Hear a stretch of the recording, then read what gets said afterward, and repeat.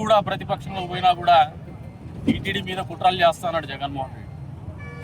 మత ప్రచారం చేసినాడు, మత మార్పిడికి తోడ్పడినాడు అధికారం ఉంది. ఇప్పుడు కూడా మళ్ళీ చేస్తున్నది హిందూ ధార్మిక సంస్థల మీద దాడి కుట్ర చేస్తూనే వస్తున్నారు.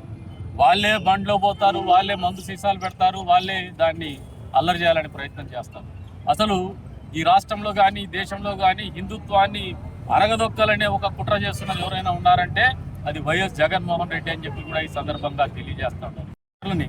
ఇటువంటి అసాంఘిక వ్యక్తులని, ఇటువంటి అనాలోచితమైనటువంటి ఆలోచనలు చేసేటువంటి వ్యక్తుల్ని సమాజానికి దూరంగా పెట్టాలంటే ఖచ్చితంగా ఈ ఒడ్డగోపన్న జయంతి సందర్భంగా అందరూ కూడా ప్రతి నమూనల్లా వచ్చే రోజుల్లో కూడా వీళ్ళని మళ్ళీ అధికారానికి దూరంగా పెడతామని కంకణం కట్టుకోవాలి. ఎందుకు ఈ మాట చెప్తున్నానంటే మొదటి నుంచి కూడా ఈ నియోజకవర్గంలో తెలుగుదేశం పార్టీ తరఫున జెండా మోసిందైనా కూడా కట్టబెట్టుకుందైనా వడ్డర్లే.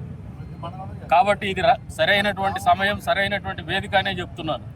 మీరు గతంలో చూపించినటువంటి చొరవ కావచ్చు, ప్రస్తుతం చూపిస్తున్నటువంటి పోరాట పటిమ కావచ్చు, మళ్ళీ కూటమి ప్రభుత్వాన్ని అధికారంలోకి తేవాలంటే వడ్డేర సోదరులందరూ కూడా మళ్ళీ కూటమి ప్రభుత్వానికి అండదండగా నిలవాల్సినటువంటి అవసరం ఎంతైనా ఉందని చెప్పేసి కూడా ఈ సందర్భంగా తెలియజేసుకుంటూ మరొకసారి ఈ రోజున వడ్డెబోపన్న గారి జయంతి సందర్భంగా 50 మంది నియోజకవర్గ ప్రజలకు కూడా శుభాకాంక్షలు తెలుపుతారు.